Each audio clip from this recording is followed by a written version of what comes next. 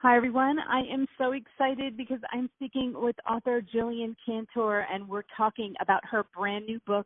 Came out last week. It's called In Another Time. And I love this book so much, Jillian. Oh, my God. I couldn't wait to talk to you about it. Thank you. Oh, your books are so amazing. I couldn't stop reading it. So, okay, we do this in two different time periods, but what I love about your books is that there's always this like magical theme about them.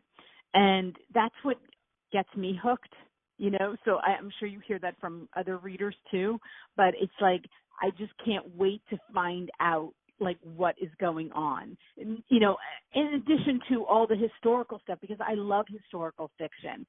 So I'm going to let you tell us about it so I know how much to say, because I don't want to give anything away. Yeah, I know. I won't give anything away either. And thank you. I feel like that's the best compliment when somebody tells me that they can't put the book down. So I'm so glad you felt that way. Thank you. Yes. So In Another Time is about Max, who's a Christian bookshop owner, and Hannah, who's a Jewish violin player, and they meet and they fall in love in the 1930s in Berlin as Hitler's coming to power. And Max narrates the story between 1931 and 1936, and you get to see their love story and, you know, what happens as Hitler is rising to power and Germany is changing. And then Hannah narrates the story from 1946 to 1958. Her story begins when she wakes up in a field with her violin after the war, and she has no memory of the past 10 years, and she doesn't know what happened to Max. And so it goes back and forth in time between those two stories, and you get to figure it out eventually as it unfolds. And yes, as you said, there is a little bit of a magical element. There is a little bit of an element of time travel in this book. It's definitely not a science fiction novel, but that does play a role in what's going on.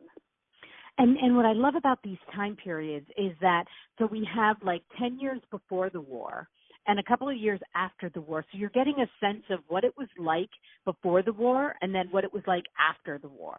And I love that because I read a lot, of course. There's a lot of World War II historical fiction out there. But it's like, I love that the two, you know, so we have the two different characters and like one's before and then one's after. So you're going, I don't know, I just love knowing what was going on before and then right after, like what the world looked like then too, you know?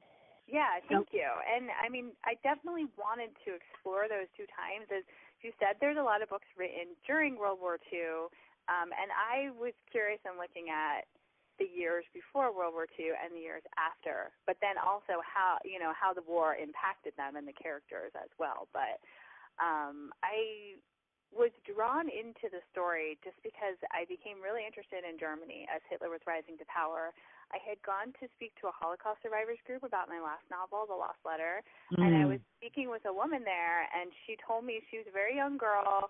She was a child in Germany, you know, when Hitler first came to power. Her family was Jewish, and she just remembered her parents saying that they weren't going to leave Germany because if they were German too, it was their country too. And so I started to wonder what daily life had been like just for, you know, ordinary citizens. Of course, now looking back, we know everything that happened, but I felt like if you were there at the time, 1934, 1935, Germany, you know, there's no way you would be able to imagine what was about to occur. And so I was interested in the way people felt still connected to their country or felt ownership of it, and why people left and why people didn't leave, I guess. Yeah, and I loved her story because it was like not really because she loses her memory, and I don't think that's a giveaway. You said that, right? Right, yeah. It's her first chapter. She doesn't remember what happened to her. So it's like, so when she, you know, wakes up at that time period not knowing anything, I love looking through her eyes as like this innocent bystander, you want to say, because she's like confused, like what happened? What was going, like, I don't know. I just love looking through her eyes at, like, because you would be, wouldn't you? Like, wouldn't you be so confused about what happened to your country? And I felt like you just wouldn't be able to even fathom. You know, I don't think that the people living in Germany in the early 1930s could possibly fathom what was about to come. And so, yeah, the character of Hannah, when she wakes up in 1946 and she has no memory of the war, it's just she can't even imagine what people are telling her about it. And I love the innocence of Max too, because he is not Jewish, and he's really just not understanding like what the big deal is, like why Right. are people. And it's so funny, well, interesting. I was with my 19-year-old son, and when we were going to McDonald's to get their food that I wasn't going to, and I was telling him about this book, and we started talking about one of his friends who were that were in a biracial relationship. Mm-hmm. And I said to him something about, people used to be really against that. And he was like, what? And I was like, well, yeah, I mean, that was a thing. Like people weren't, there was a time, I said, even in my young childhood, like there was a time when that was not acceptable. And he's like, why? I'm like, and then I was thinking about like him, I was thinking about Max, because when you have to explain it to, like, what do you mean? Why? Why would that be unacceptable? I don't even get that. But then it made me so happy that he didn't understand. So then I was having a proud mom. Like, we are going somewhere, yeah, that is a good thing, I guess, right? Yeah, and Max is definitely sort of naive. He is very accepting of everybody else and doesn't care about anybody's religion or race, and so he can't understand why other people do. But I felt like there were a lot of people, that probably felt that way at the time. Well, you know what? I was hoping so. I'm like, I hope that's the way it was. I hope there were people that were just like, because their best friends were Jewish, or, and they were like, why? It was never a thing before. Like, why am I supposed to care now? Like, I do believe that there were, lots of people like Max who, and then we're told that they weren't allowed to like them. And it was like, what? Like, I have to change? Like, just very not accepting, and you just want to believe that that was more than not. But, I'm looking at the cover as we speak, and everybody else is too. And, after I got done reading it, I was really studying it, because I love to do that with covers. That's just me, But I'm like, because I know the story and I want to look to see what's going on. And what I noticed was that line going down. Like I didn't notice that before, where their hands are being held. And then his has at first glance you don't really notice this, but then his has the warplanes, and it was just like, oh, God. Yeah, I mean, I had nothing to do with the cover. I cannot take any credit. That was the art department at Harper, but I feel like they did an amazing job with the cover. I loved it when I first saw it, and I feel like it's really representative of the book. And I don't want to give anything away, but like you said, after you read the book, you went back and looked at it, and it's perfect. It's absolutely perfect. And I want to tell everybody, this is the March Indie Next pick. And, it's 336 pages. For me, that is absolutely perfect for historical fiction. I always have this sweet spot. And because not that we haven't read some that are longer, that are worth it, 'cause there are plenty. But for me as a reader, when I see that around the 350, I'm always like, oh, that's just perfect. It's a perfect, sit down. I can read it in a day, which always makes me very happy. Yeah. But, you got blurbs from Fiona Davis and Pam Jenoff on the Amazon page, and I was just so happy about that because I love them so much. And I was like, I love them too. I love their books. And you guys write, all three of you write such amazing historical fiction. Like, I get done with this book, and I just want to scream. Like, I'm so happy. I'm like, this is such a good book. And then knowing that I get to talk to you, it just makes me so happy. So, just so as we pay attention to that as readers, that what great books that you guys put out and the research that you do and appreciate, because I can't even imagine the research that with the music part. Oh my gosh. I was like, I didn't even know anything about the violin and music while I'm reading this. And, so at the back of the book, when you talk about it, I was like, you just opened my eyes up to even that aspect of World War II also. Yeah, and I listen to a lot of violin music. I mean, I actually don't listen to music while I write. I need to write in silence. But every morning when I sat down to write, I figured out what piece of hand I was going to be playing or what music they were going to be talking about. And it was a great procrastination tool, too, because sometimes I would be like, nope, this isn't the right one. Let me listen to some more music before I write. So it was actually a really kind of fun way to research, just to be able to listen and learn about the music myself a little bit more. And I didn't even realize that it had played such a big role in Germany at that time. You know, but you know, after reading it, I was like really fascinated because music is such a huge part of our life. Like, why wouldn't it have been a huge part of their life too?